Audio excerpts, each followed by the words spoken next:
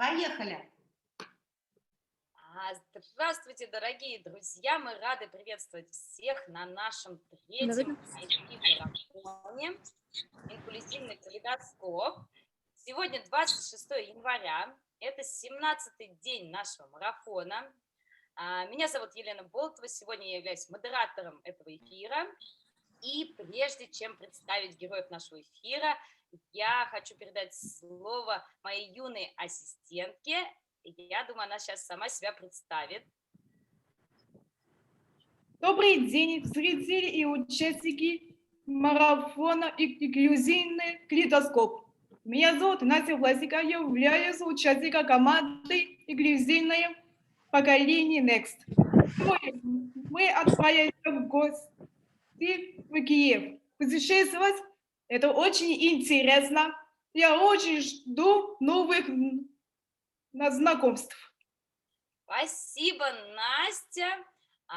Я представлю героев нашего эфира. Сегодня это участники проекта победители международного инклюзивного конкурса для школьников и студентов «Точки соприкосновения». Во время эфира мы познакомимся с волонтерами проекта, узнаем о сложностях, которые возникали на пути его реализации, и о том, что вдохновляло их двигаться дальше. Аня, добрый день! Здравствуйте! Меня зовут Анна, и я соорганизатор проекта «Друзья и письма». Рада вас приветствовать в Киевском кооперативном институте бизнеса и права. Здорово. Ну и я представлю еще одного участника нашего эфира. Это Оксана Евгеньевна Гордейчук, которая является организатором международного инклюзивного конкурса для школьников и студентов «Точки соприкосновения». Оксана, здравствуйте. Здравствуйте, Леночка, дорогие наши партнеры конкурса. Здравствуйте, Аня, с модераторством тебя. И, конечно же, рада видеть наших победителей, а тем более быть у них в гостях сегодня. Ждем, Анна. Здравствуйте всем. Свою небольшую экскурсию мы хотим начать с того, чем мы гордимся наиболее всего в нашем учебном заведении. Это наши студенты. Пойдем. Сейчас вы можете посмотреть на стенд. Это студенческий совет нашего института. Здесь вы видите самых активных студентов. Многие из них – это наши волонтеры, с которыми мы встретимся сегодня в эфире и познакомимся с ними поближе. А сейчас я предлагаю вам познакомиться с нашим ректором. Сейчас мы пройдем к Игорю Витальевичу Охрименко.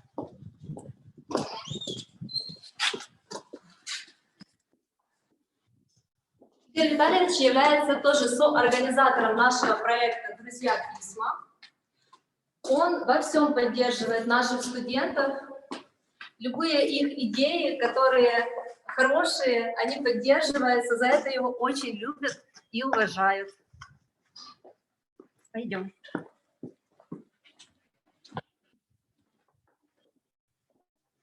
Так.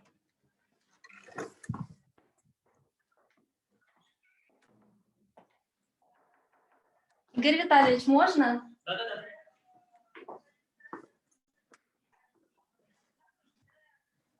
Все в эфире, да? Здравствуйте. Да? Здравствуйте. Слышно меня, да? Да. Ну, я думаю, что, наверное, немножко можно рассказать об нашем учебном заведении, поскольку все же как бы побеждало то учебное заведение в целом. Ну, и поскольку я представляю его, то хотелось бы чем-то похвастать, о чем-то, наверное, сказать бы новом. Значит, если... это интересно, неинтересно. Учебное заведение наше достаточно уже старые, как опытные, да. Нам в прошлом году было 100 лет. Называется правильно, как вы уже знаете, Киевский кооперативный институт бизнеса и права. И было оно учреждено в свое время такой организацией, как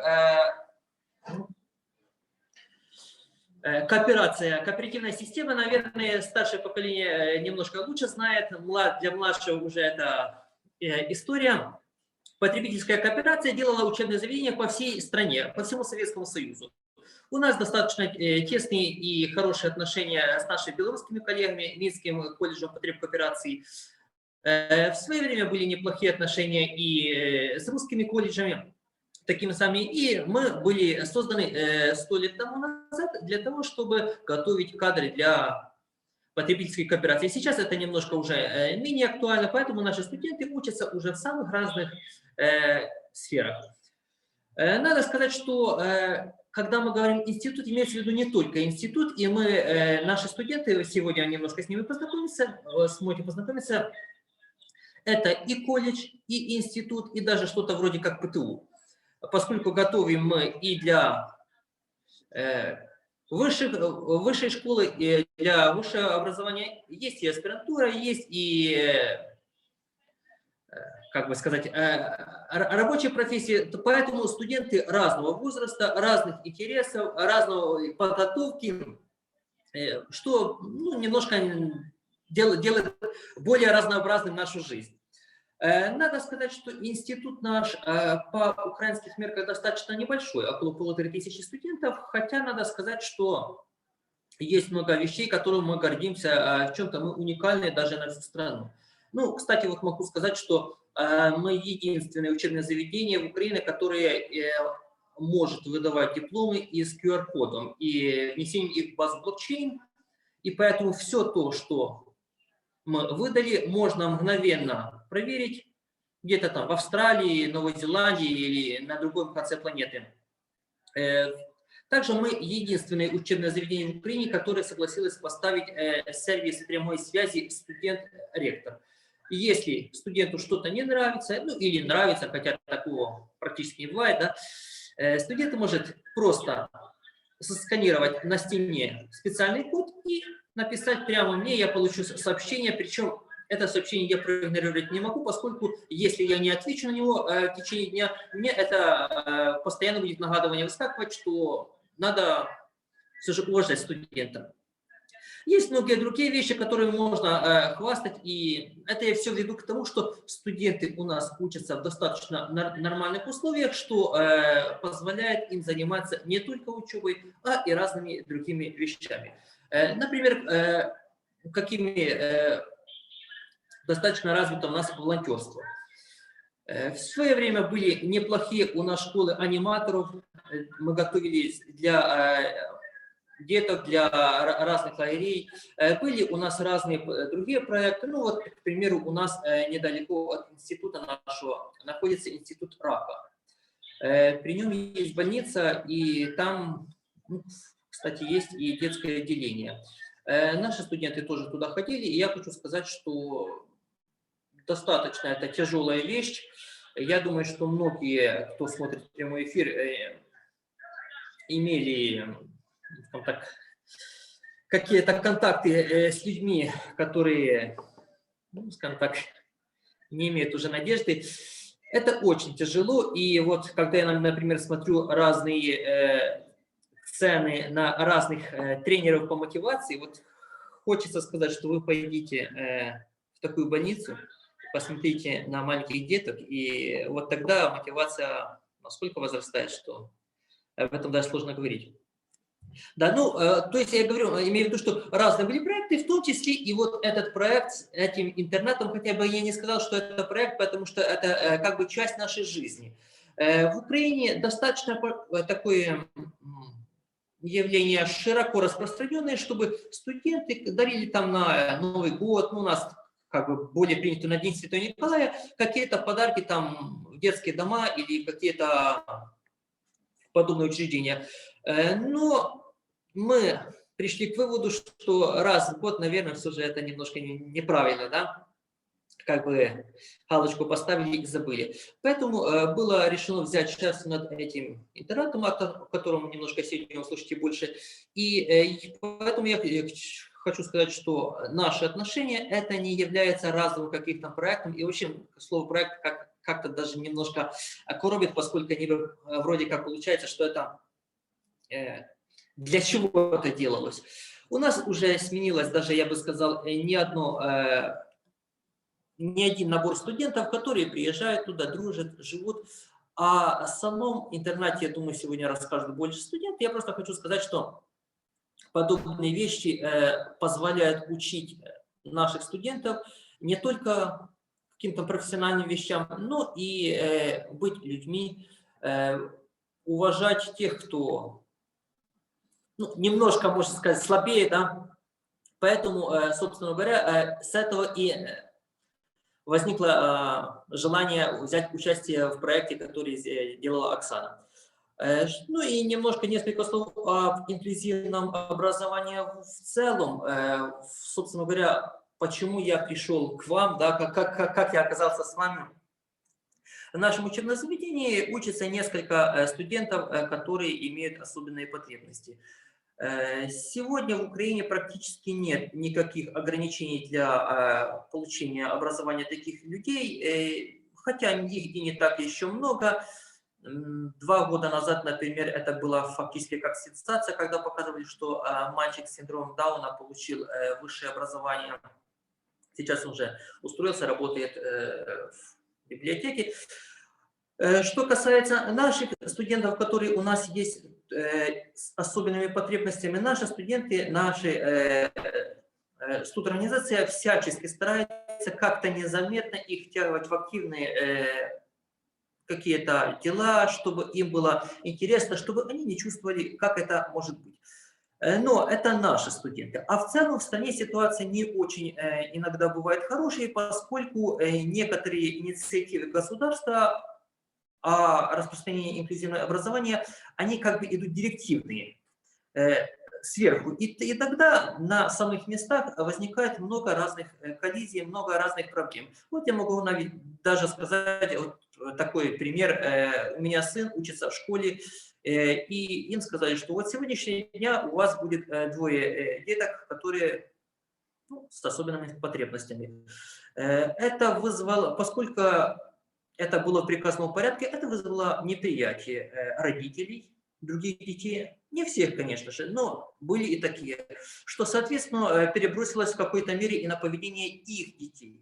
Подобные вопросы возникают достаточно часто, поэтому, собственно, я и обратился к вам как несколько лет назад, да, поэтому и пришел, чтобы посмотреть, как это делается в других местах, как это делать правильно, потому что не каждого ребенка можно вовлечь в какие-то активные действия, не каждый студент, скажем так, обычный, имеет время, желание уделять его каким-то своим друзьям, коллегам, одногруппникам, у которых, может быть, не все так хорошо получается, как у него. Собственно, по этой причине я к вам пришел и получил в свое время достаточно много информации. Сейчас абсолютно не жалею о том решении. Как видите, мы развиваемся, отношения наши уже распространяются на другие коллективы, на наших студентов. Собственно говоря, это такие основные моменты, которые я хотел сказать. В целом, если мне было хорошо слышно, думаю, что можно будет подключиться на последующих каких-то этапах, поэтому не прощаюсь. Ну, я думаю, что, наверное, все же было бы более интересно вам пообщаться с студентами, поскольку меня уже немножко видите, немножко знаете. В связи с этим что? Переходим к студентам, да? Спасибо огромное, Игорь Витальевич. Можно еще несколько слов скажу, пока вы у нас в кадре, в эфире. Я хочу для наших зрителей все-таки озвучить, что вы также являетесь экспертом международной программы развития инклюзивных сообществ и также член оргкомитета 58-й Всемирной конференции по развитию сообществ, которая состоится в 2022 году в Уреке. И мы очень рады, что у нас впереди очень много интересных и перспективных совместных проектов. Спасибо вам большое. Я думаю, теперь мы можем двигаться к студентам. Спасибо.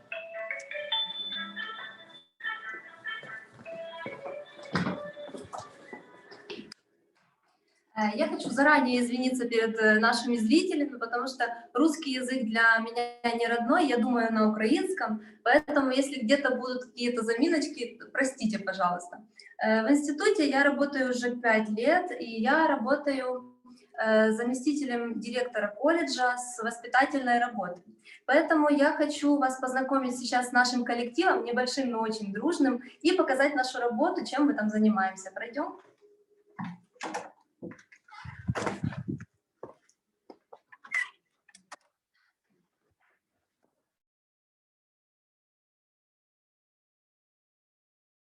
Это Лариса Борисовна, наш методист. Здравствуйте. Это Оля, Ольга Вадимовна. Здравствуйте. Она наш секретарь, и она также является волонтером. Мы позже с ней познакомимся и увидим ее там среди студентов. Хочу сказать, что это не кабинет в классическом его понимании, потому что здесь у нас как бы студенческий центр, здесь никогда не бывает тихо, здесь у нас очень много студентов. Если вот я покажу фотографии нашей активной жизни, их очень много, они каждый месяц меняются буквально. То есть это все студенты, которые принимают участие в наших разнообразных конкурсах, фестивалях. Вот это вот у нас были поездки к людям из дома престарелых. То есть волонтерская работа с интернатом — это не только работа, это не единственная волонтерская наша работа. Хочу также показать вот наши дипломы благодарности. Многие из них за волонтерскую работу также. Ну, как-то мы занимаемся этим уже давно, но только буквально вот года 2 назад пришла идея, а давайте принимать участие в конкурсах каких-то. И вот можете посмотреть, у нас вот недавний диплом тоже за наш проект «Друзья». Ваш диплом, и вот там вот у нас стоит. Вот, нам очень приятно. Ну что, я думаю, пришло время познакомиться с нашими студентами. Это та команда людей, которые, благодаря которым это все и случилось. Пойдем. Возможно, есть вопросы, пока мы идем, я могу ответить.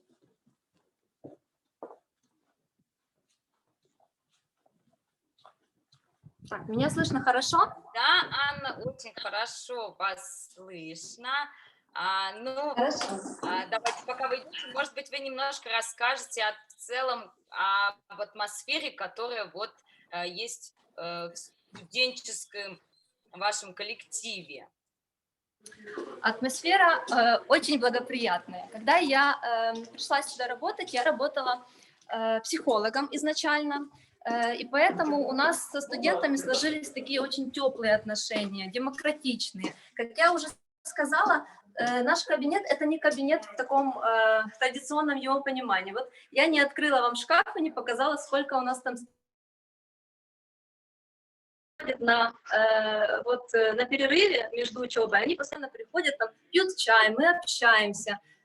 Все идеи, которые у нас рождаются, они рождаются в том кабинете. То есть когда там звучит смех, когда там какая-то включена музыка, это значит, мы активно работаем. Ну что, пришло время познакомиться с нашими студентами. Всем привет! Здравствуйте, рады всех видеть. Спасибо, взаимно. Доброго дня! Я сейчас представлю всех коротко, а потом мы познакомимся более уже детально. Это Артем, Настя, Дима, Даша, Катя, наша Оля, которую вы уже видели, Мария и Саша. Ну и это я покажу, конечно же, вам. Это наш оператор Влад.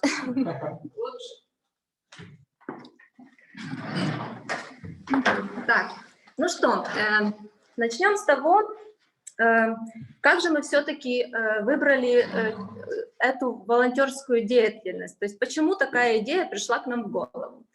Когда мы где-то в 2016 году захотели, вот ко мне пришли студенты и сказали, мы хотим куда-то поехать, мы хотим кому-то помочь. И мы начали рассматривать детские дома и интернаты, которые находились бы рядом. Ну, так как мы в Киеве, то мы рассматривали Киев, Киевскую область, но долго искали, но как-то так получилось, что те интернаты, которые вот недалеко от Киева, они, ну, всегда там бывают волонтеры. То есть нельзя сказать, что дети обделены вниманием. Поэтому мы случайно нашли интернат, который более 200 километров от Киева, он находится, это далеко, но мы вот его нашли, один раз поехали и больше с детьми не расставались. Когда мы приехали туда первый раз, мы решили, что вот такая единоразовая поездка, она не может быть, потому что мы увидели, как дети это воспринимают. Вот если, например, вы хотите помочь финансово, то вы можете помогать разным организациям. И один раз там помочь, не знаю, больнице, другой раз интернату, третий раз еще кому-то, да. Но когда это уже идет взаимодействие с детьми, то нужно быть очень аккуратным в том плане, что дети очень нежные ко всему этому. И если они один раз познакомились с волонтерами, нужно это поддерживать и нужно систематически к ним приезжать.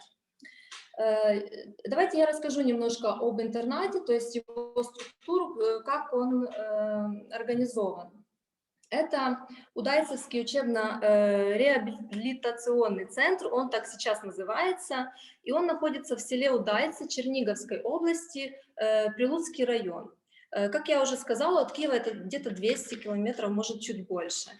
Население этого села 700 человек, вот 700 с чем-то. То есть это маленькое село, которое, ну, классическое понимание, украинское село такое. В центре сейчас живут и учатся 67 детей. Среди них это дети-сироты и дети, чьи родители лишены родительских прав. Очень много детей из неблагополучных семей и многодетных семей. Основной контингент центра – это дети с инвалидностью. Заведение очень хорошо функционирует. Когда мы приехали туда первый раз, мы познакомились с директором. Директора зовут Валентина Николаевна Проценко. Это педагог с более 30-летним стажем. Это очень хороший человек, очень хорошая женщина. Видно ее отношение вот такое с детьми, к детям. Я как-то прониклась к ней, мы сдружились даже. И как бы наша общая работа вот началась в тот момент, когда мы познакомились с ней как с человеком. Центр очень хорошо организован, везде видна такая родительская рука этого директора. В заведении функционирует класс социально-бытового ориентирования, библиотека, спортзал, логопед, психолог, социальный педагог, комната релаксации, очень хорошо развита ипотерапия, апитерапия, это с пчелами, также терапия с животными, то есть там делают все для того, чтобы дети развивались, чтобы какие-то коррекционные с ними занятия проводились, то есть все для этого делается и в полной мере, можно сказать. Что дальше? Начнем, наверное, с волонтером. Для того, чтобы рассказать вот детально, Артем расскажет. Еще раз здравствуйте. Меня зовут Артем, и на данный момент я уже выпускник этого института, но все равно активно продолжаю участвовать, принимать участие в волонтерстве, а также переписываться с детьми из интерната. Я всегда принимал участие в подобного рода мероприятиях. Мы ездили с выступлениями в госпитале, в дома престарелых, но почему-то поездки в школу-интернат мне как-то больше всего были по духу. Когда я услышал, что собирается группа людей на такую поездку, я очень сильно заинтересовался этим и начал у меня был разговор с Аней Николаевной по этому поводу, где мы обсудили, где она рассказала мне нашу цель, то, как мы будем добираться и что мы вообще будем там делать. Также изначально было очень много людей, которые хотели присоединиться к этому, но после того, как они узнали, что там за дети, что мы будем там делать, очень много кто ну, по каким-то своим причинам отказался, но все-таки собралось определенное количество людей, и мы начали планировать. У нас были определенные тренинги, на которых мы чуть больше сблизились друг с другом и более детально начали планировать все. Да, и я хочу сказать, что я подключила все свои психологические знания для того, чтобы отобрать команду реально лучших волонтеров, потому что первый раз, когда мы поехали в 2016 году, вот со всей команды мы просто присоединились как волонтеры к другой команде, то есть организаторами были не мы. Была я и Влад, вот наш оператор, мы вдвоем были. И я вот посмотрела на все это первый раз, и эта поездка была очень сложной для меня. Я такой человек, я очень восприимчивая, но несмотря на то, что у меня какой-то психологический опыт уже есть, поездка была для меня очень сильно как-то... Я поняла, что не каждый с этим справится, и не каждому это нужно, потому что каждый человек может помогать, если есть такое желание, по-разному. Вот когда уже наши студенты изъявили такое желание заниматься волонтерством, была организована команда большая и организован тренинг, на котором мы проходили разные тесты, мы на уровень альтруизма, например, также на сплоченность мы проходили тренинги, или уровень эмпатии, я вот рассматривала студентов с этой стороны. И потом уже дальше, шаг за шагом, мы со студентами рассматривали разные кейсы, то есть что может случиться с тобой в поездке, как ты на это будешь реагировать, как ты будешь относиться к детям, если там то-то и то-то, например. Тоже очень хороший проверочный тест на волонтерство есть в организации ЮНИСЕФ, то есть там вот прямо на сайте заходишь и можно посмотреть, тоже очень хорошо готовят к волонтерству, подходишь ты для этого или нет. И каждый человек, важно, что каждый человек может помогать по-разному. Поэтому у нас четко распределялись роли, то есть кто за что будет отвечать. Вот, да. И я хочу сказать, что у нас каждый занимается тем, что ему интересно, и то, в чем он, ну, можно сказать, чуть-чуть лучше остальных.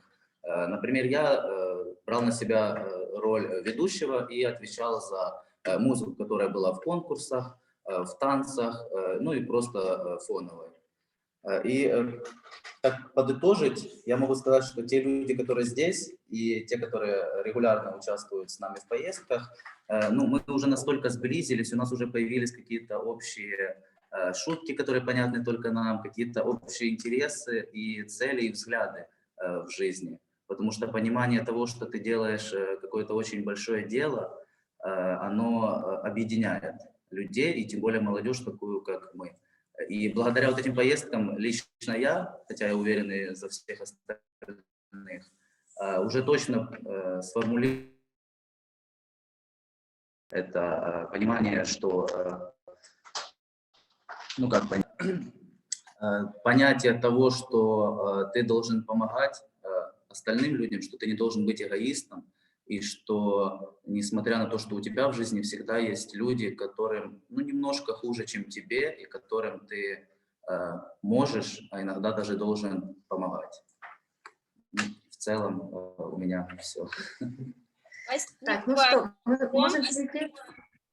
Анна, Спасибо. можно я небольшую Да. вставку сделаю? Вот смотрите, мы сопровождаем Да. ваши рассказы фотографиями, которые вы нам прислали, да, и вы, если что, просто нам говорите, в какой момент мы можем включать видео и фото.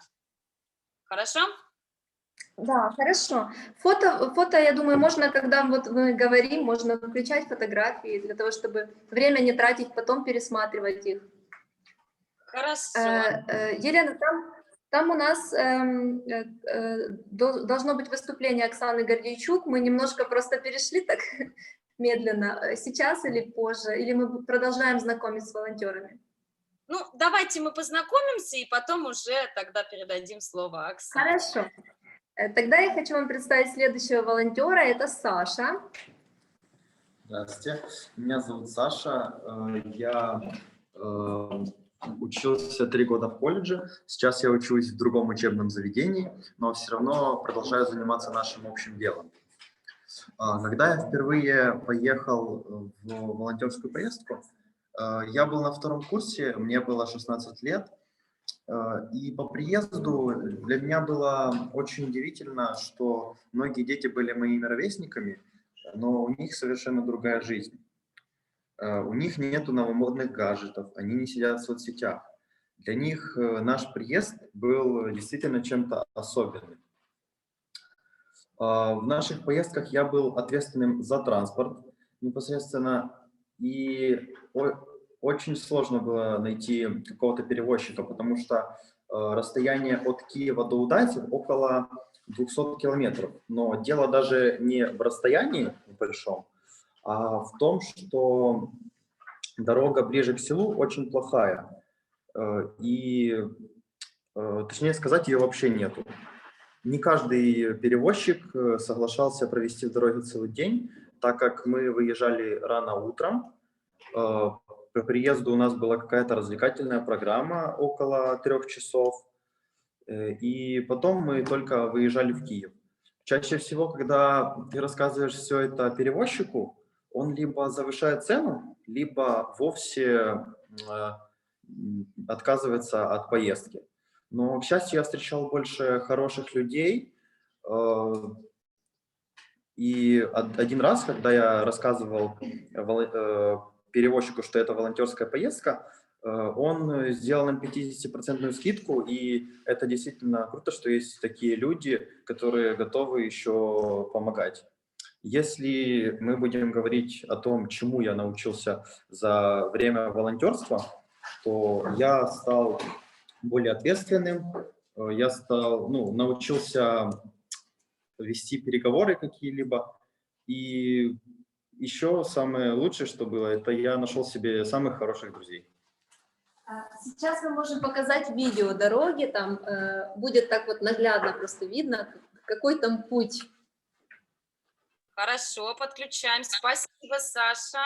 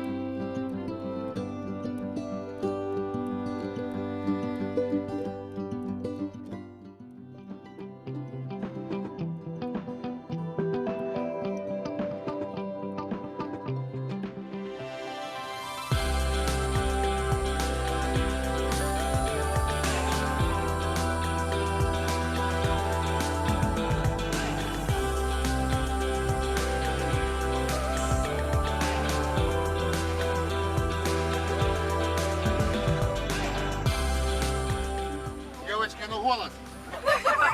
Голос.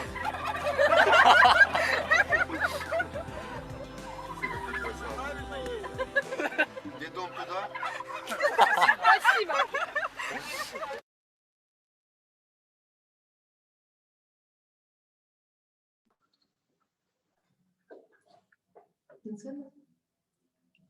Хочу представить вам Олю. Ну, вы уже видели ее неоднократно. Еще одно видео, там 2 видео у нас. Да? Давай. Давайте. Да, давайте.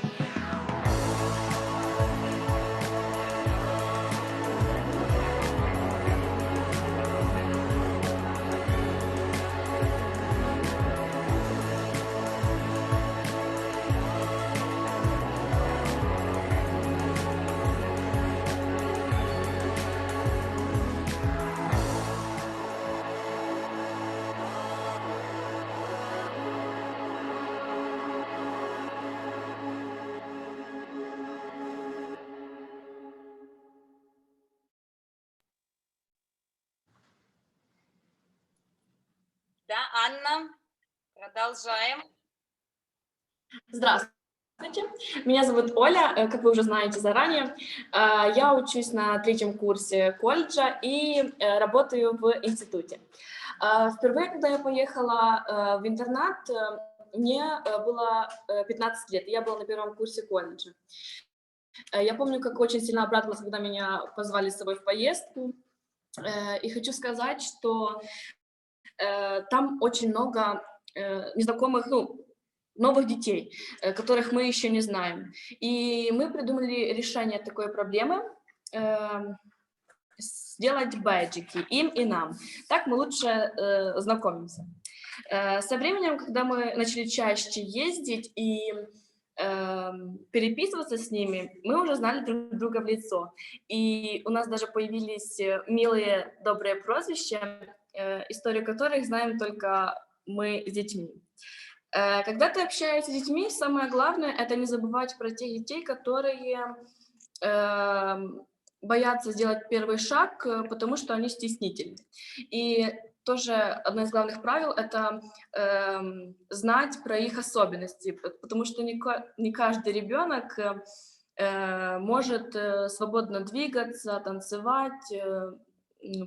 И некоторые дети плохо видят, слышат, поэтому это нужно помнить.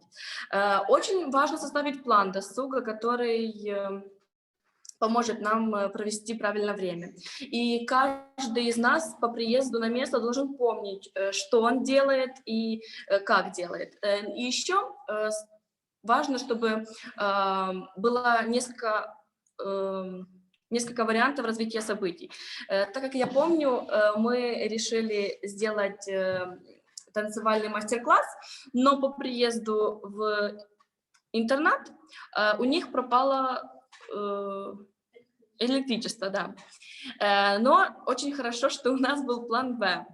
И мы в тихой, спокойной обстановке читали им терапевтические сказки. Им очень понравилось, и мы в следующей поездке мы тоже повторили такую практику. Все дети всегда довольны такой практикой, и мы будем продолжать делать это. Я еще скажу. Да, вот мы как-то привыкли, что с детьми нужно заниматься активностями какими-то.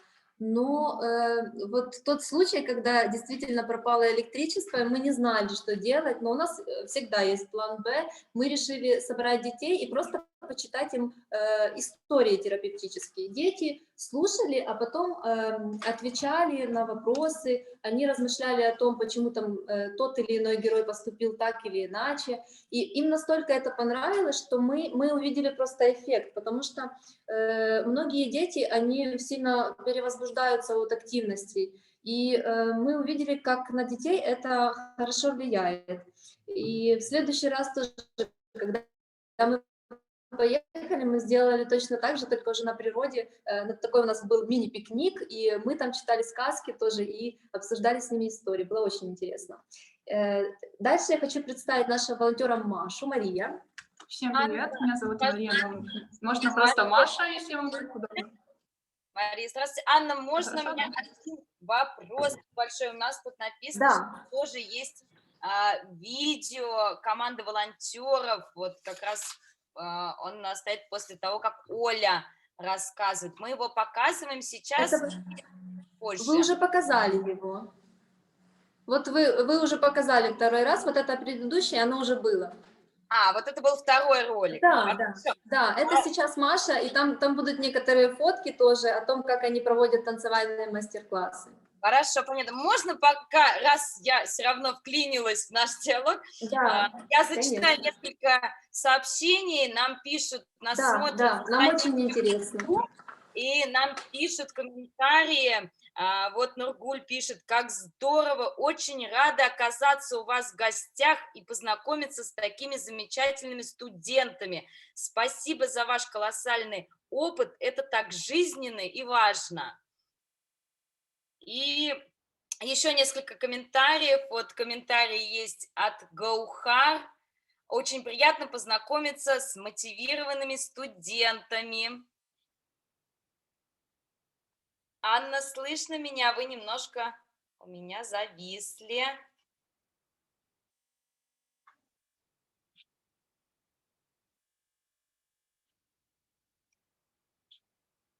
Немножко, наверное, пропала у нас связь. Сейчас мы дождемся, когда они к нам вернутся. Также вот мы видим комментарии от Татьяны.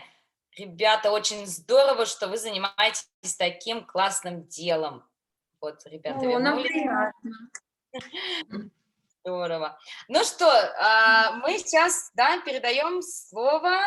Кто у нас? Слово Маше. Вы слышите, да, уже? Все нормально? Да, все, я вас слышу. Хорошо, тогда Маша. Ну что, немножко расскажу о себе. Я сейчас студентка, я сейчас заканчиваю институт, бакалавриат. Как все началось? То есть 5 лет назад, мне было 15 лет, как и Оле, и я поступила в колледж, и как раз здесь проходили курсы аниматоров, и я решила, почему бы и нет. Ну, я прошла курсы, и тут я узнала от Анны Николаевны, что организовывается поездка в Удайце. Ну, я решила, хорошая практика, почему бы и нет. Ну, то есть в нашей команде я с самого начала работаю, я отвечаю за танцы, то есть их называю бансы. И это, то есть поскольку я очень люблю танцы, я занимаюсь у нас в институте, то это ответственность на мне. То есть суть бансов в том, чтобы дети раскрылись. Это не просто, чтобы их научить какому-то движению, а чтобы они открылись и с нами общались, и было, все было окей. Мы еще организовываем, когда хорошая погода, это в основном весной мы ездим, разные игры на улице, футбол мальчишки играют, девочки играют в свои куклы, игрушки, а также сказки и так далее. Ну и наше основное правило это то, чтобы дети не были, извиняюсь за свой русский плохой, чтобы каждый не был без внимания. Ну, я хочу напоследок сказать историю, которая очень затронула мое сердце. Там есть мальчик, который практически не видит. И я видела, когда мы занимаемся этой деятельностью. Ой, извиняюсь. Давайте я расскажу. Маша у нас самая такая, сейчас и я буду. В общем, там дети очень толерантны друг к другу. Когда мы приехали первый раз, то мы как-то думали, их, может, так воспитывают, или воспитатели им сказали так делать. Но на самом деле это у них вот уже происходит, как-то... они к этому приучены. Там есть мальчик, который очень плохо видит, то есть у него практически нулевое зрение, и вот мы заметили, что рядом с ним постоянно находится кто-то из детей, кто рассказывает ему, что происходит вокруг. То есть мы что-то там играем, а ему пересказывают это. И каждый раз кто-то рядом с ним, кто-то другой. То есть дети меняются, потому что у этого мальчика очень много друзей в Саше. И это как-то показывает то, что толерантности этих детей стоит поучиться и нам, потому что они так воспринимают друг друга, они настолько дружны там в своем коллективе. Я просто не знаю, кто выигрывает от нашего общения больше. Это наша команда волонтеров, которые тоже, по сути, дети, да, молодежь, дети, или эти дети, которые вот учат нас этому всему хорошему. Маша, не плачь, Маша. Дальше я хочу вас познакомить с Владом, собственно, который у нас оператор, и который снимает. Сейчас камера перейдет мне в руки. Добрый день, я Влад, учусь на 2-м курсе института. Моя первая поездка была в 2016 году, но вы никогда не видите меня на фото или видео, все потому, что обычно я нахожусь по ту сторону камеры. Видео, которое вы сейчас увидите, было одним из моих первых, которые я снял и смонтировал.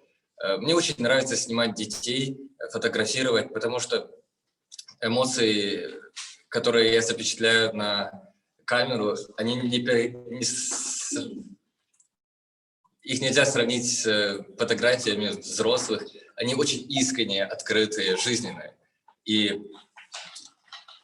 когда ты видишь фотографии, которые они ставят, которые я делал, и они ставят их у себя в комнатах, в рамках, это какие-то непередаваемые чувства.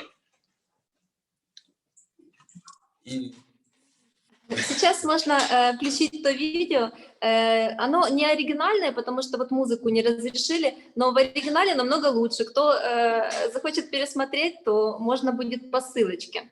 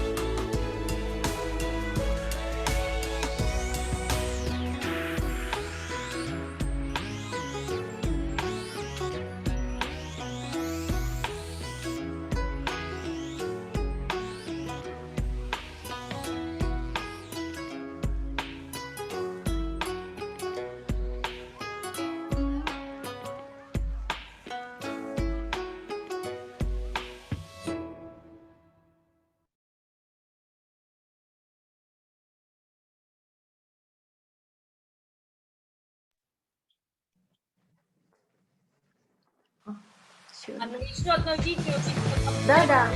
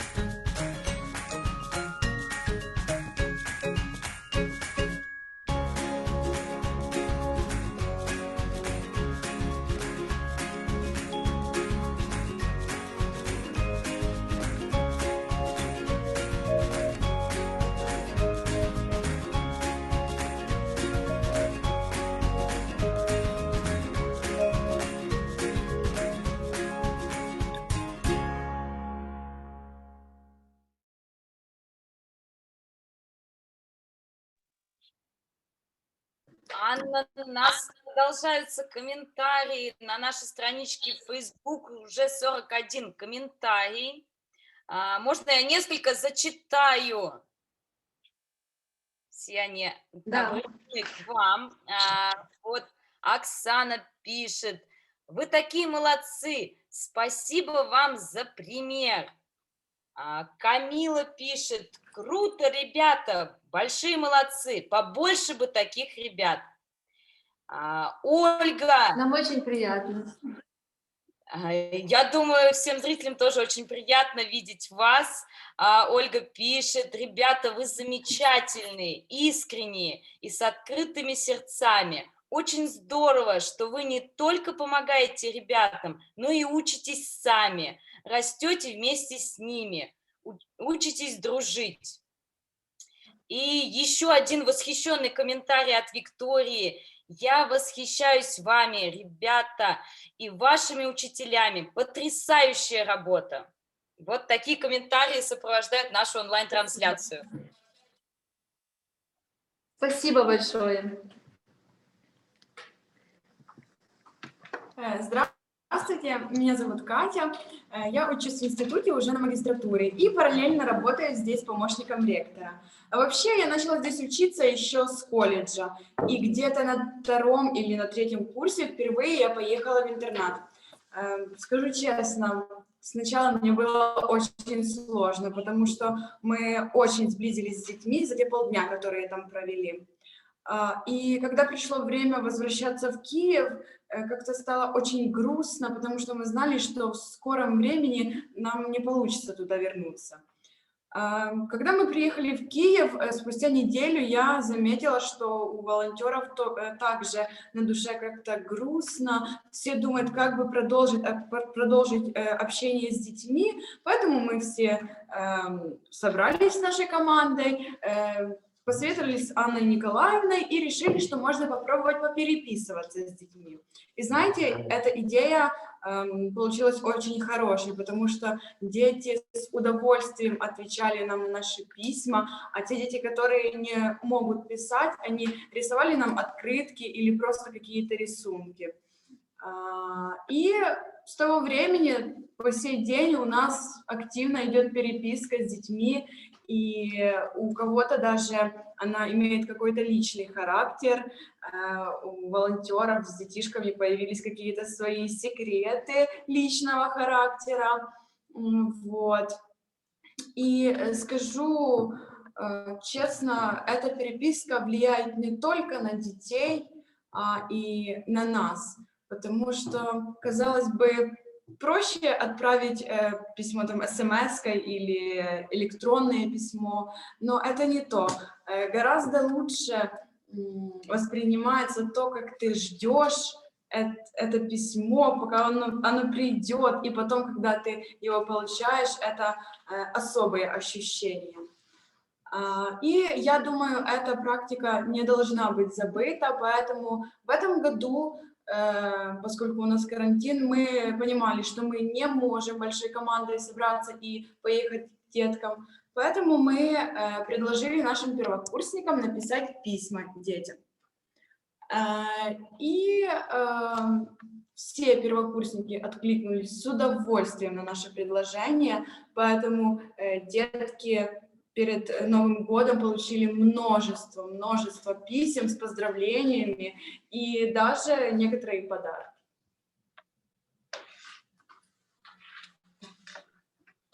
Так, ну что, спасибо. Мы перейдем к следующим волонтерам. Это Даша и Дима. Вот. Здравствуйте. Меня зовут Даша. Я учусь на 3-м курсе колледжа на специальности отельно-ресторанное дело. С самого первого дня, когда я попала в этот колледж, я принимаю активное участие в жизни института. Мои поездки в интернат начались с того, что я принимала участие в благотворительной театральной постановке, которая была нацелена на сбор средств для детишек. Я этим очень заинтересовалась и захотела поехать в интернат вместе со всеми.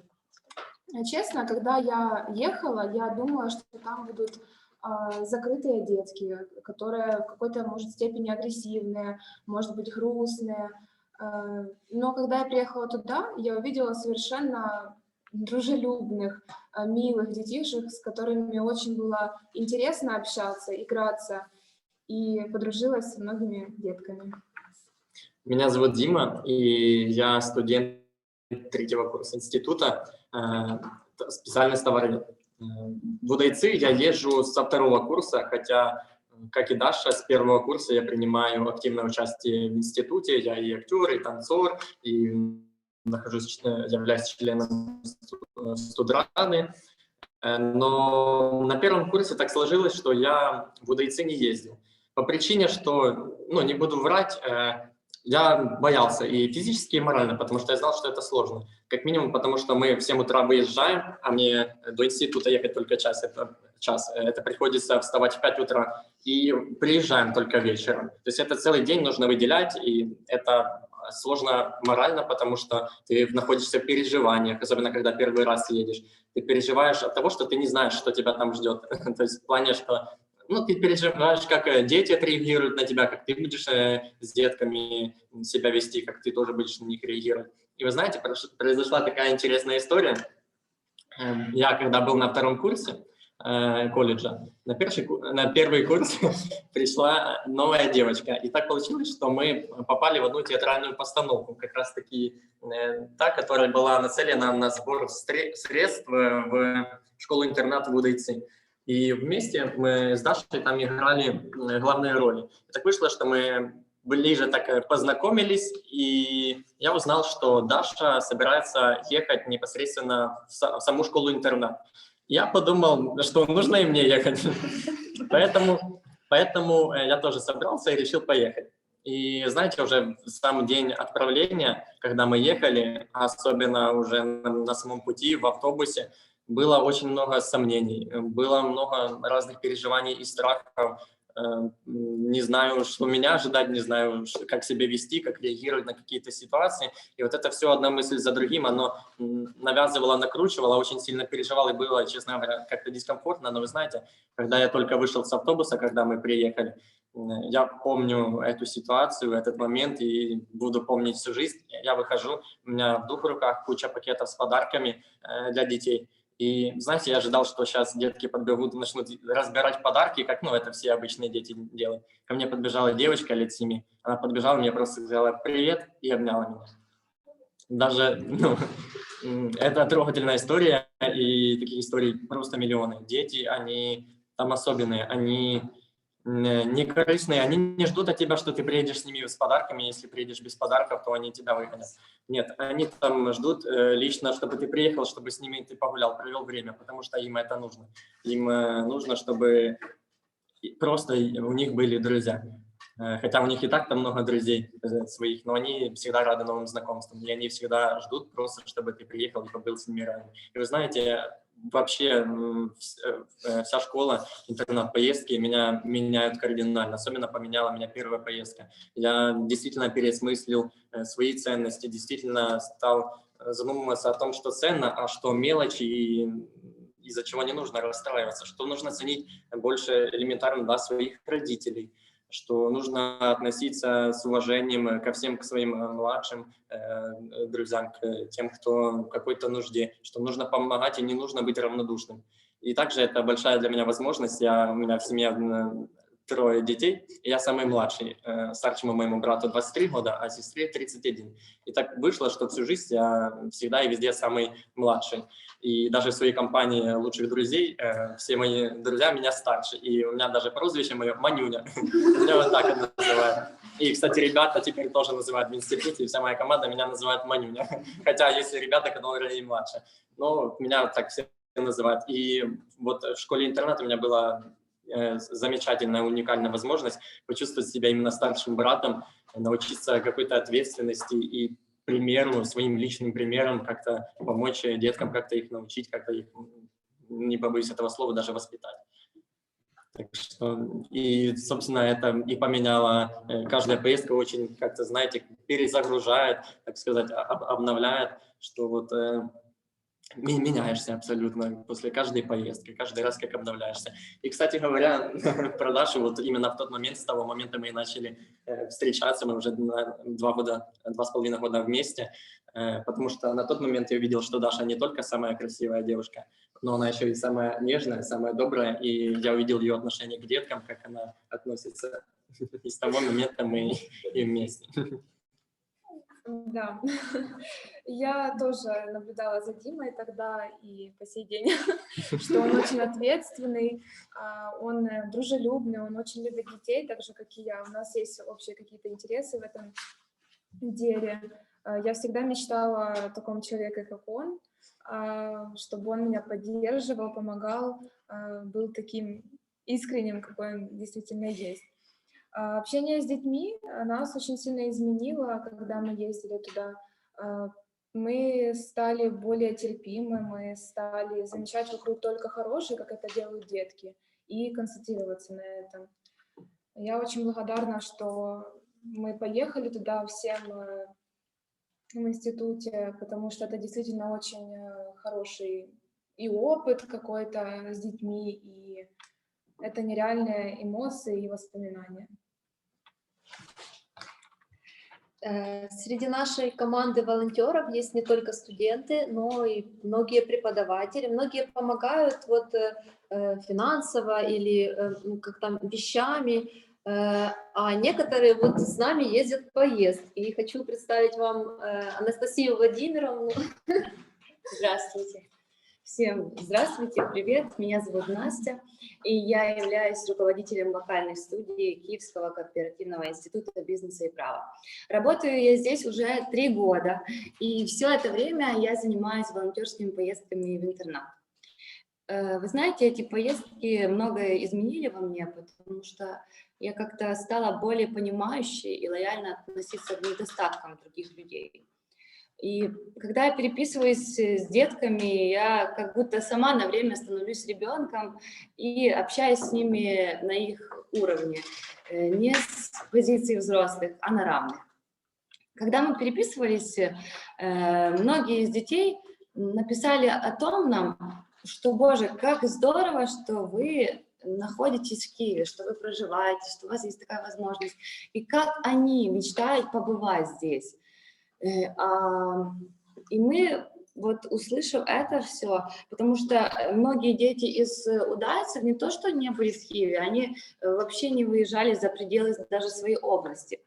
И мы с волонтерами посоветовались и придумали такую хорошую идею, чтобы пригласить детей к нам в гости, показать им город, показать красивые места, особенно показать наш институт, наши аудитории, где мы занимаемся, как мы проводим свое время.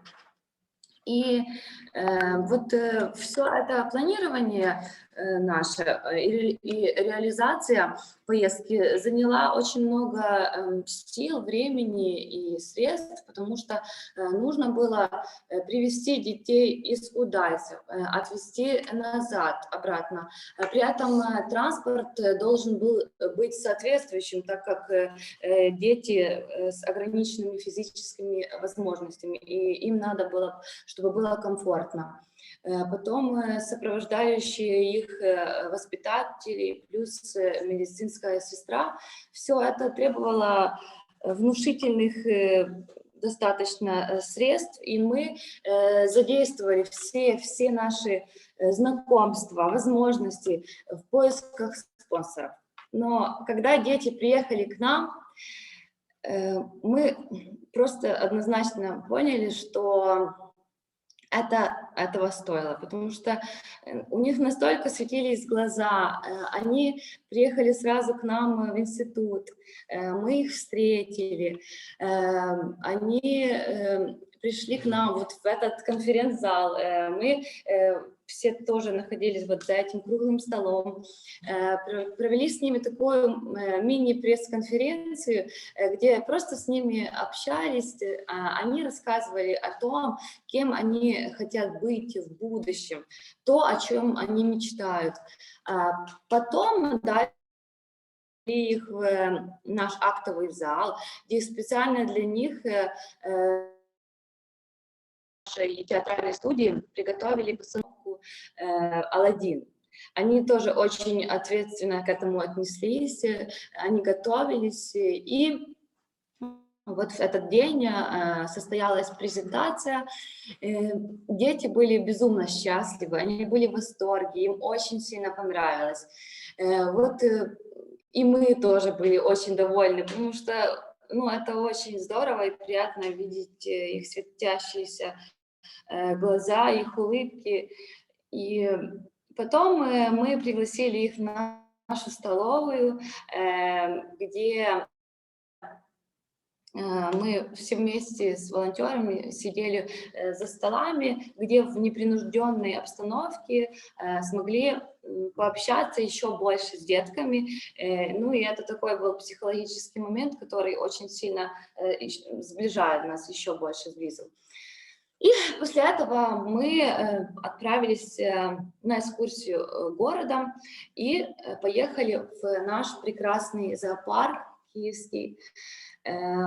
Он на самом деле очень красивый, он очень огромный, там очень много животных. Дети были просто в восторге, у них разбегались глаза, они показывали нам: боже, смотрите, смотрите, там животных увидели они впервые в жизни, не на картинках, не в телевизоре, а вживую.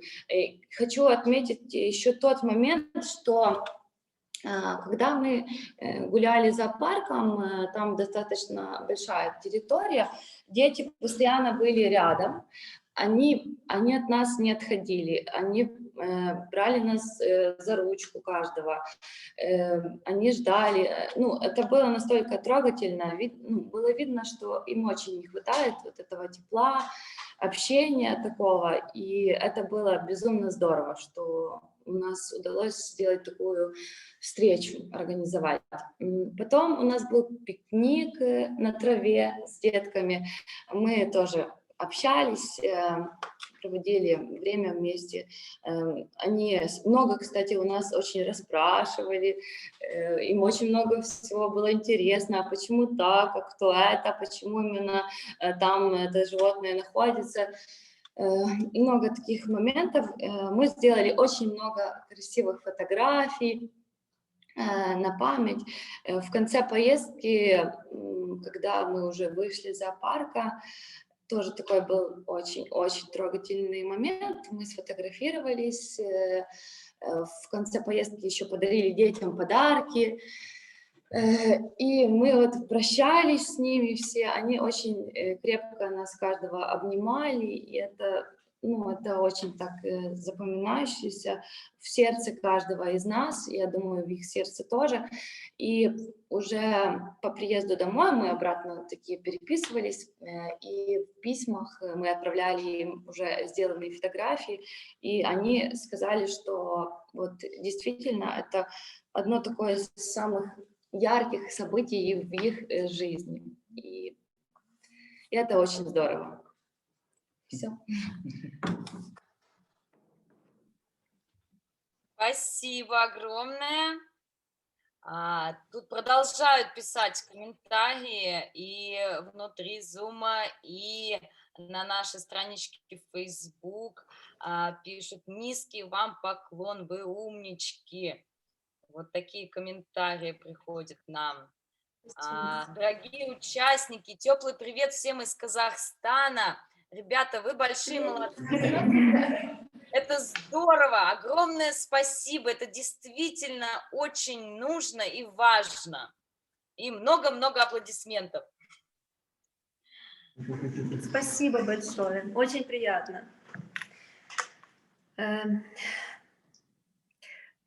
Елена, может, тогда мы уже пообщаемся с Оксаной Гордейчук или как дальше будем? Да, я думаю, пора передать слово организатору международного конкурса. Оксана. Здравствуйте еще раз.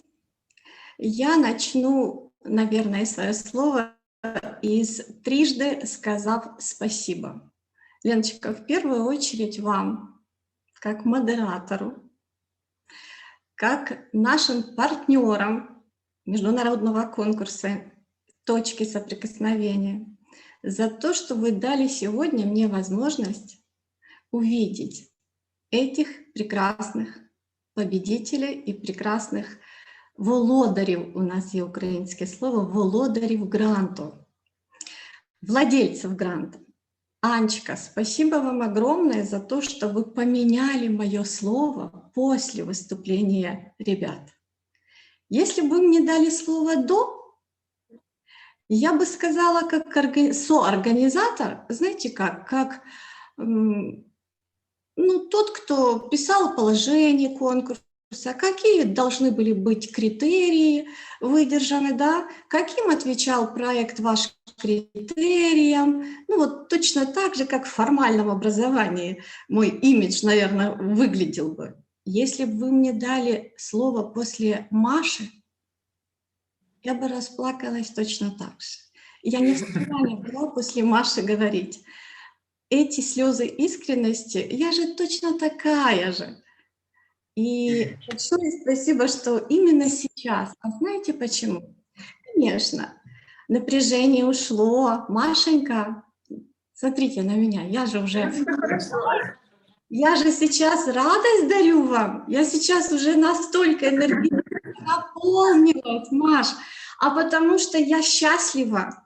Знаете почему? Я вам сейчас расскажу, вы рассказывали свою историю, а я вам нашу историю расскажу. Почему я сейчас радуюсь, счастлива. У нас есть еще слово, Лен, пишаюся ними, горжусь ими, нашими победителями. Они у нас первые владельцы гранта, у нас первый опыт конкурса, и первый всегда роднее просто не бывает. Роднее уже просто не бывает. А история была, ребят, такая. И сейчас вы еще больше, а международное пространство еще глубже поймет, насколько вы молодцы. А история свидетельствует вот о чем. 15 марта 2020 года. 2 студентки и я на стажировке у наших любимых друзей в Грузии. И этот воскресный вечер в офисе инклюзивных практик нажимается одновременно кнопочка с нашими партнерами о запуске конкурса. Мы удержались от публичного запуска, потому что это был что? Запрет перелета. И мы там еще на 25 дней остались. У наших родных уже нам людей в гостеприимстве, тепле и добре. Но в этот вечер, я уверена, наши специалисты наблюдали за нами 3, а мы писали пост, объявление. Наверное, этот абзац не писался так долго никогда. А за нами, я видела, смотрели и думали, что ж так долго пишется. Ребят, это были слова «самое время», «самое обстоятельство» и «пространство», чтобы объявить о начале и старте конкурса международного инклюзивного «Точки соприкосновения». Мои девочки смотрели мне в глаза и не понимали, почему такая фраза у меня пошла, да? Мысли и лексика. Именно сейчас и именно в этих обстоятельствах и именно в этом пространстве. Как? Как только мы не знаем, что происходит, насколько этот карантин, что нас ждет дальше. Я сейчас говорю это для того, чтобы вы поняли. Это был самый важный акцент конкурса «Точки соприкосновения в инклюзии». Тот, кто делал это, тот, кто делает это, не для конкурса, а от сердца. Именно в это время и именно в этих обстоятельствах сумеет подать работу, сделанную сердцем, а не для конкурса или для галочки, пафоса, пьедестала. Второе, чтобы подчеркнуть вашу уникальность и действительно вашу заслуженную победу. Ваша работа в этих обстоятельствах пришла в числе первых. Это опять доказательство того, что есть люди, которые и в этих обстоятельствах сумеют, смогут и делают. Это второй аргумент. Третий аргумент – критерии, по которым мы отбирали работу. А тут даже у тех, которые мы указали, не было того, что мы почувствовали сразу. Ну, первое, вы знаете, да, как заходит человек внешне, да, как бы восприятие сразу и принятие человека, так и работа, электронный вариант, это было ощущение настолько четче не бывает название, которое соответствует действительно условиям конкурса. Точкам соприкосновения соответствовали ваши названия «Друзья», «Письма». Но потом мы открываем презентацию. Лена, вы же помните их работу. Это, вот сейчас скажу, скромнее не бывает. Несколько слайдов, кратенькое описание, несколько фотографий. А сейчас я почему и говорю, Машенька, не плачь, потому что я счастлива. Столько эти люди делают работы, они столько сделали, в той презентации столько не было. Я сейчас готова на всю страну кричать от радости, что можно делать скромно о большом. Как Влад вне камеры сказал, да, я вне камеры. Вот так эти люди своими действиями, они в большей мере были вне камеры. Следующее, что нас поразило, это аутентичность идеи. Такое забытое старое вновь предложено писать письма. А градус ожидаемости, вы правы, Анечка, настолько велик, когда ты ждешь конвертик или даже еще вручную сделан и ручкой написан. Мы недавно с сыном попали на сюжет, эпизод из фильма, мы даже название его не знаем. И он у меня 18-летний обратил внимание взглядом на меня на то, как танцевала девушка от письма полученного. От письма танцевали, от письма стихи рассказывали как бонус, да, чтобы получить в руки. Письма слаживали, считали даже, настолько ими дорожили. В наших условиях, критериях не было даже того, насколько вы передали еще вот эту культуру и человечность. Ну а когда мы, конечно же, смотрели на фотографии глаза, мы увидели то, что отвечает нашим критериям. Мы увидели там безусловность, мы увидели, как ребята глазами мотивируют, одухотворяют. Мы увидели глубину в этом, большую глубину. Ну и ощущение телесно. Скажу по секрету, мы не члены жюри были, мы организаторы. И мы должны были выдержать это достойно, объективно. Но мы сами между собой, девочки, уже говорили, мы знаем, кто этот наш град-победитель. Это Киев, это Игорь Охрименко, это его студент Института бизнеса и права. Потому что, как мы сказали на завершении конкурса, они разрушивают все стереотипы о том, и видите, сейчас нас видит Казахстан, а участниками были 5 стран. Узбекистан были, Белоруссия были, Армения были, Украина были. И все стереотипы о том, что молодежь не пишет, не читает, только гаджеты, только мобильные, только смс-ки. Пишет, берет ручку, берет листик и пишет сердцем. Это самое важное. Это мы почувствовали. Но мы были счастливы, конечно, когда единогласно члены жюри 4 стран во главе с Анастасией Владимировной, кстати, тоже Анастасией Владимировной, но Матвеевской из Грузии, да, одобрили и признали единогласно вас как победителей. Но я сейчас, Лена, удивлена еще больше.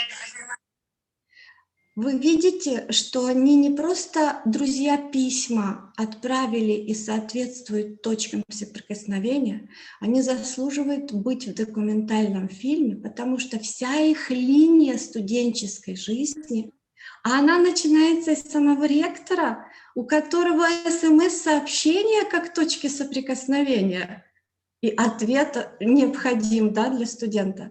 У них и театр, и танцы, у них и, я вот не успевала писать, и экскурсии, приглашения, и пикники, у них студенческий центр, кабинет, а не просто кабинет. У них терапевтические сказки. Это все точки соприкосновения. Удивительным образом мы нашлись. И цель конкурса, кстати, была... Цель конкурса заключалась в поиске. Я не знаю, или мы искали, или звезды нам дорогу друг другу указали, но мы нашлись. А теперь следующий этап популяризации этого вашего опыта. Потому что ехать 200 километров такой дорогой... Спасибо. Саша, кажется, рассказывал, да? Потому что вспоминать, как обняла девочка взрослому парню, это стоит дорого, чтобы это видеть и любоваться вами. А то, что эта красивая молодая пара нашла себя в инклюзивном проекте, и эти точки соприкосновения, это больше, чем грант, который мы вам вручили, ребят.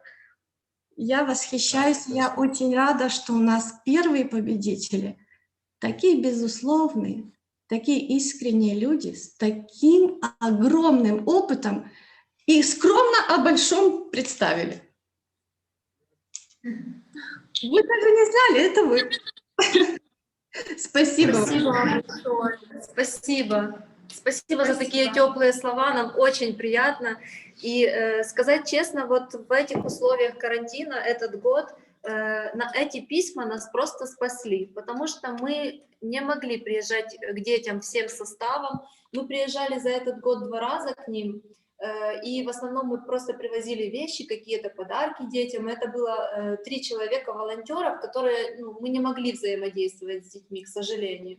Но эти письма, они поддерживали связь между нами, и я могу сказать, что отношения еще теплее стали. Они все так ждут, когда вот уже закончится все, чтобы мы смогли приехать.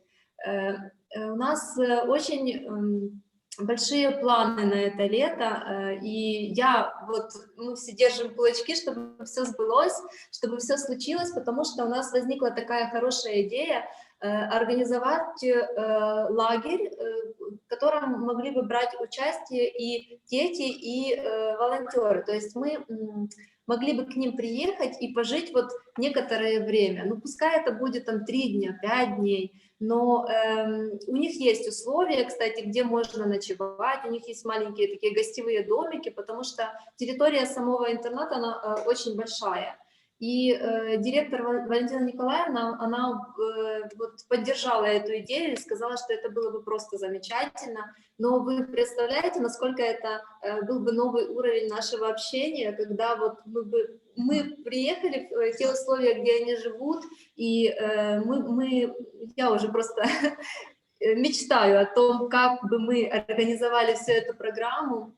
И хочу сказать, что это не все волонтеры, есть еще многие. Хочу передать привет большой Тарасу обязательно. Это человек, который там мелькал на видео, такой высокий, красивый парень. Алина, Юля, которые тоже, неоднократно они приезжали, многие и девочки, и мальчики. Я очень горжусь, что я могу работать с такими студентами. У меня каждый день ощущение, когда я прихожу на работу, что я делаю это не зря, потому что это моя команда, которая вот поддержит в любых условиях. Вы не представляете, сколько было моментов, когда я нуждалась очень сильно в их помощи. Они постоянно поддерживают, они находят иногда выход из ситуации такой, какой бы вообще не пришел в голову. Я учусь у них каждый день и надеюсь, что я их тоже учу чему-то хорошему. Вот. Также мы можем тоже сказать спасибо большое Анне Николаевне, потому что она человек, который действительно поддерживает нас всегда во всем. Мы пришли со своими какими-то там идеями. Анна Николаевна, мы хотим, ну, хорошо, и мы сделали. Поэтому это ее заслуга, потому что преподаватель должен как бы заслужить или как-то расположить к себе студентов, чтобы они хотели к нему приходить. Вот Анна Николаевна — это точно тот человек, к которому хочется прийти не просто там со своими идеями или что-то такое, а даже просто попить чай. Можно я еще добавлю? Да, действительно, Анна Николаевна не только самый лучший преподаватель, но и действительно самый лучший друг. Я уверен, что не только для меня, а и для всей нашей команды. Конечно. Да, мы все поддерживаем, потому что она очень много всего делает, она все правильно вот нас всех организовала. Все, вот ни о чем не забыли. Вот благодаря вам реально вот это все происходит, состоялось, поэтому мы очень благодарны. Я не договорил. Да, действительно, про Анну Николаевну можно говорить очень-очень долго, какой это хороший человек. Действительно, это самый лучший друг, к которому можно прийти в любое время, в любой момент, выговориться, высказать, и это тот человек, который действительно всегда даст самый нужный совет. И очень часто мы по поводу там с Дашей каких-то нюансов отношений тоже очень часто Анна Николаевна нам помогает, она, так сказать, наш ангел-хранитель. Еще на правах секретаря ректора хотела бы сказать большое спасибо нашему руководству, спасибо ректору и Игорю Витальевичу, потому что у всех учебных заведениях Киева, вообще страны, нету такого, чтобы студент мог прийти к ректору и сказать: нам нужна ваша поддержка, или посоветоваться, или еще что-то. У нас это возможно. Всегда.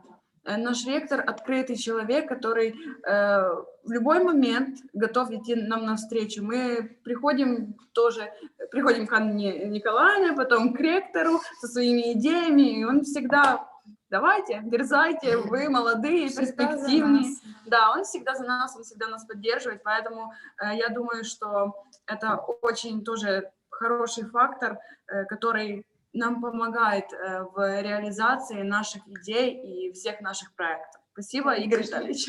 Спасибо. Хочу сказать, что мне очень... Говоря Игорю Витальевичу, Анне Николаевне, ребята, хотите, я вам расскажу по секрету, пока ректора нет? Интервью с ректором перед церемонией награждения. Мы же должны были, все-таки конкурс «Точки соприкосновения», нам же надо было увидеть, кто эти люди, хотя бы через члена команды, скажем, да, конкурсной работы. Ну и мы вызвали Игоря Витальевича, да, на встречу. Одним из вопросов был, вот так, как вы точно сказали сейчас: мы хотим, и рукой по столу, да? А мы спросили. Мы не скажу, что мы проверяли, но мы уточняли немножко, да, из презентации-то не видно этого. Вопрос состоял в такой интерпретации: а каким есть уровень мотивированности ваших студентов, когда вы организовываете? Их надо заставлять, принуждать, упрашивать. Ответ, вы знаете, какой? Даже не приходится спички тянуть. Это Юра и Игорь Витальевича все узнали, да? Вот, это было сразу видно, и это чувствуется в вашем, конечно же, ответе. Но с последним вопросом ему было вот что. Да, мы по секрету знали уже, вы победители. Но вопрос был всем претендентам, да, конкурсантам. Если вы услышите 14 ноября, что ваш проект победитель, каким будет ваша реакция, каким будут отношения и какие будут чувства переполнять? Допустим, если вы это услышите. Ответ был просто уникальный. Это будет означать победа для нас в том, что мы сделали не просто презентацию, не просто описание проекта, что это дело, которым занимаются студенты, оно недаремное. Девочки, помогайте. Не зря. Сделано не зря. И то, что эту работу, нашу работу оценили специалисты международного пространства. С чем я вас и поздравляю. У вас действительно руководители достойные и хорошие мотиваторы. Я бы хотела сказать, что на самом деле... Можно, да? Давай, да. Очень повезло с руководством, потому что до этого ректором нашего института была Можно я Татьяна. небольшую вставочку Да. сделаю? Вот Оксана сказала, что по секрету, ну я тоже по секрету скажу, что Игорь Витальевич сейчас с нами, он смотрит нашу трансляцию, поэтому он слышит. Да, А теперь я могу сказать, да? Я хотела бы сказать, что мне очень повезло с руководством. На самом деле, до этого ректором института была Татьяна Каминская, и она и тогда поддерживала эту идею, и сейчас продолжает. Есть такая организация «Деловые женщины Украины». Они очень нам помогают финансово, вот когда мы организовываем поездки. И вот последний вопрос, который вот у нас в сценарии был, как организовать такую поездку? Сразу вопрос финансовый, да, то есть как искать финансы на это все. Я могу сказать, что у нас были поездки и на пару тысяч гривен организованные, и на большие суммы, когда мы привозили что-то в интернат, такое стоящее, мы привозили большой... бойлер, да, на 300 литров, то есть бойлер, который можно подключить к душу Шарко. Для них это было очень важно, потому что сам душ у них был, а бойлера, который бы подключался, не было. Привозили стиральные машинки, то есть мы, когда была возможность, то помогали этим всем. Но эту поездку можно было, мы организовывали не на большие суммы. Поэтому для тех, кто захочет организовать что-то подобное у себя в институте, в школе, возможно, главные моменты, на которые стоит обратить внимание. Первое и очень важное. Когда вы будете организовывать, то вы должны помнить, что помощь детям и взаимодействие с детьми не должно быть одноразовым. То есть, если вы что-то планируете, пускай это будет на года. То есть, я уверена более чем, что наше дело продолжат другие студенты. Если даже не я, то дальше это будет точно продолжаться. Потому что это взаимодействие, оно уже настолько, мы тесно с ними уже дружим, это не может просто так закончиться. Поэтому одноразово лучше не планировать, потому что от таких поездок не бывает хорошо ни волонтерам, ни самим детям. Второй этап – это нужно подобрать хорошую команду. Как вы уже посмотрели, у нас команда подобрана настолько сильно, что я уверена, что каждый человек вот из этих людей, он может уже сам что-то организовать, и когда он куда-то пойдет, возможно, работать, и сможет и там что-то такое свое уже сделать. Сильная команда – это вообще половина успеха. Далее это максимально эту информацию о том, что вы куда-то едете, что-то собираете, нужно распространить. Да, мы распространяем обычно в соцсетях, это хорошо работает, сарафанное радио, у нас очень много знакомств уже сейчас, и реально многие люди, когда слышат о том, что кто-то организовывает хорошее такое доброе дело, многие присоединяются. Казалось бы, но так и есть, организации, фирмы там, и так далее. И вот когда вы эти 3 этапа пройдете, нужно спланировать все, чем вы будете там заниматься, потому что реально настолько много есть спонтанных всяких условий, которые могут случиться где-то. Как всегда, как Оля сказала, всегда должен быть план «Б», он нас не единожды спасал, и все должно быть очень хорошо организовано. Ну и по приезду уже в институт, когда мы приезжаем, у нас всегда происходит встреча, где мы с волонтерами общаемся о том, какие, возможно, были ошибки, что мы сделали хорошо, а что, возможно, нужно в следующий раз улучшить.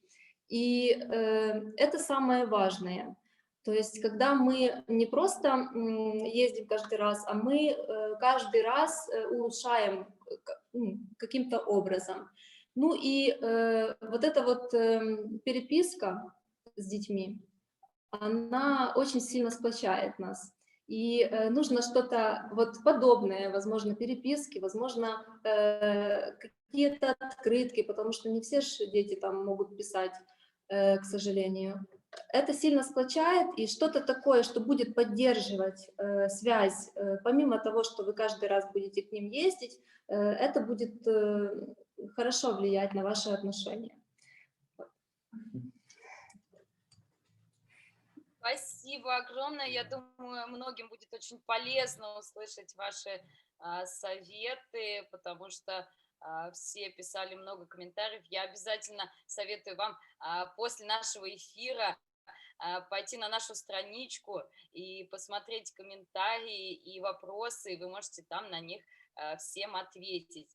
Вот, а сейчас я хочу передать слово моей ассистентке, которая является участником команды «Инклюзивное поколение Next». И я хочу, чтобы она тоже поделилась своими впечатлениями. Настя? Было очень здорово и интересно. Это очень важно, помогайте детям. Мне очень понравилось. Желаю, чтобы ваш проект не останавливался, и вы двигались вперед. Удачи! Спасибо, Настя. Спасибо. Спасибо. Спасибо, Настя. Ну что, на этом нам нужно завершать наш сегодняшний эфир, но мы не прощаемся с ребятами, как уже сказала Оксана, они стали победителями, поэтому впереди их ждет съемки документального фильма, и я как режиссер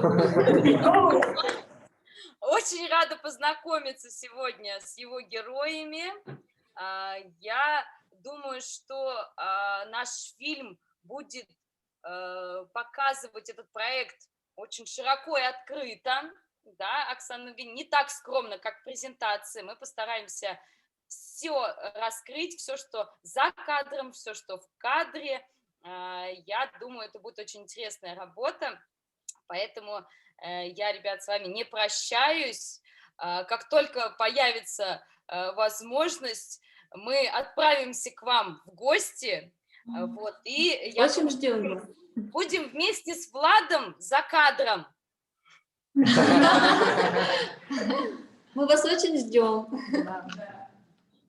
Да, спасибо. Ну что, я завершаю. Всем спасибо, кто сегодня был с нами. Кстати, спасибо.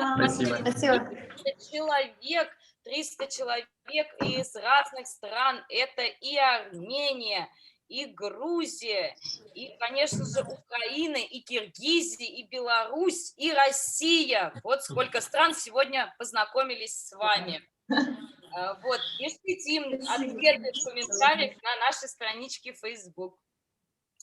Хорошо, обязательно.